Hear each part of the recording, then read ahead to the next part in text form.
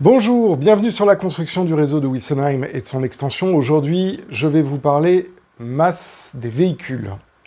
Alors, on a souvent l'impression que certaines voitures ou certains wagons sont plus lourds que d'autres. Il faut savoir qu'on a une norme qui détermine le poids minimal que doivent avoir les voitures ou les wagons et un poids maximum conseillé. Alors, je m'explique. D'abord, je vous mets ici la norme NEM 302. Du coup, je vais me décaler un petit peu. Donc, cette norme que vous voyez juste là, elle vous donne en fait le calcul relativement simple en fonction de l'échelle de la masse minimale.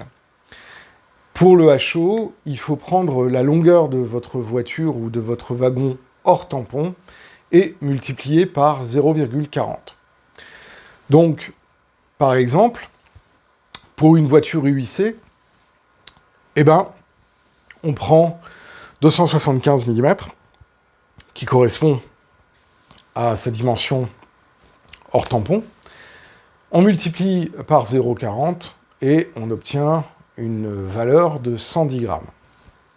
Donc ça, c'est le poids minimum, c'est la masse minimum que doit avoir une rame UIC. Et quand on rajoute 30%, on a environ 140 grammes. Quand on regarde une voiture Roco, on a 163 grammes. Alors vous allez dire, ouais, mais attends, les mecs, ils sont carrément hors norme. Alors oui et non. Oui, parce que d'un point de vue strictement par rapport à la norme en elle-même, ils ont 20 grammes de plus.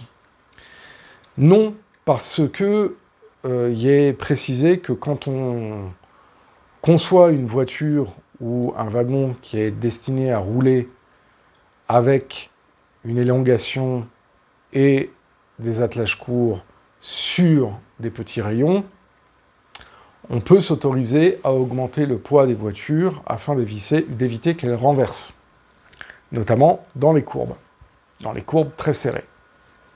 C'est ce qui est précisé dans le paragraphe 4 de la norme que je vous ai mis là, donc la NEM 302. Donc effectivement, on pourrait se dire, bah oui, mais quand même, là, ça fait 20 grammes de plus, c'est quand même mignon. Oui, sauf que les voitures, elles sont prévues pour tourner sur du R3, c'est-à-dire du 385 mm de mémoire. Alors, c'est pas joli du tout, hein. Bon. Quelle va être la conséquence sur vos réseaux ? Bah, la première des conséquences, c'est que quand on va rajouter de l'aménagement intérieur, des personnages, une rampe d'éclairage, on va venir augmenter le poids de la voiture. Et donc, qui dit augmentation du poids, de la masse, pardon, de la voiture, qui dit augmentation de la masse, dit effort au crochet bien supérieur. Alors, dans un réseau modeste, ou dans le cahier des charges du kit de démarrage et de ces starter kits qui en sont les extensions, ça pose pas réellement de problème. Par contre, quand on arrive sur un réseau avec des rampes, comme Wiesenheim, là, on a quelques petits cheveux à se faire.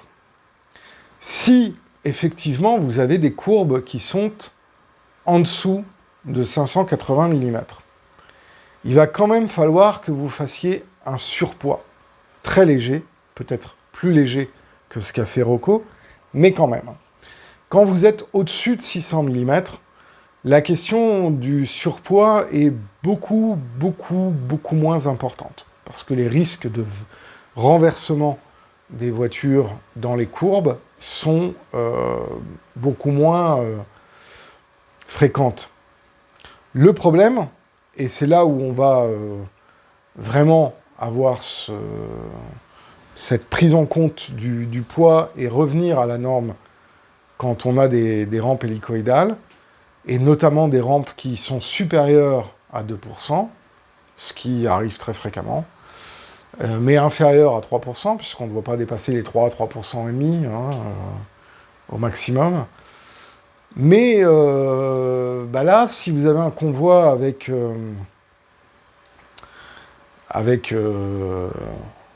6 voitures, bah ça vous fait quasiment 120 grammes de surpoids d'origine.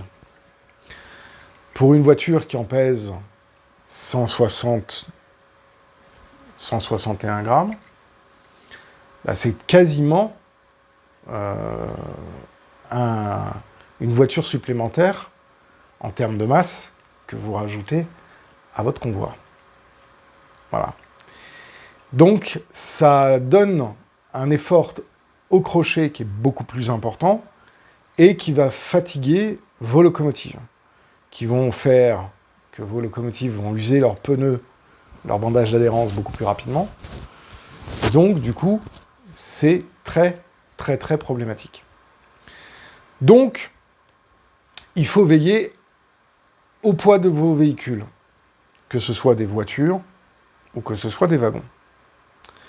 Alors, dans certains cas, la petite plaque de lest est facilement enlevable et ensuite on mesure sa dimension, on la pèse et on divise par le nombre de centimètres de la mesure et on obtient un gramme, une masse par centimètre. Et on peut comme ça tronçonner le lest pour revenir à des normes et à une masse qui correspond plus à la valeur maximale de la norme. C'est effectivement très souvent un point qui est négligé de la part des modélistes. Parce que, effectivement, on n'y pense pas, tout simplement. Mais ça peut devenir critique. Par contre, alléger trop la masse de vos véhicules, de vos voitures, fait que dans les courbes et à grande vitesse, elles peuvent se mettre à se renverser parce que la force centrifuge surpasse leur poids relatif, leur masse relative, et donc du coup, elles tombent. Donc, c'est un délicat exercice que de régler le lest. Heureusement, la norme 302 nous dit le poids minimum où il ne faut pas descendre. Maintenant, c'est sûr que moi, à titre personnel, entre 160 grammes et 140 grammes, je vais alléger un peu les lestes.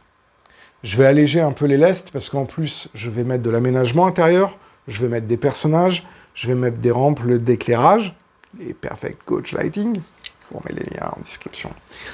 Mais du coup, effectivement, c'est une information qui est importante à prendre en compte et qui est la cause, souvent, de locomotives qui s'essuient les pieds alors qu'avec d'autres convois, elles ne s'essuient pas les pieds. Et ben voilà, vous savez tout. C'est la masse. C'est la masse et c'est les lestes.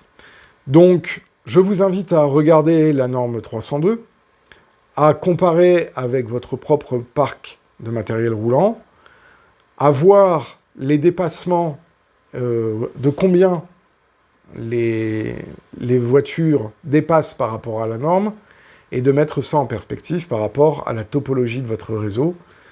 Parce que, effectivement, si vous avez des courbes très serrées, vous allez être plutôt enclin à mettre du surpoids, donc à garder ce qu'a mis le fabricant.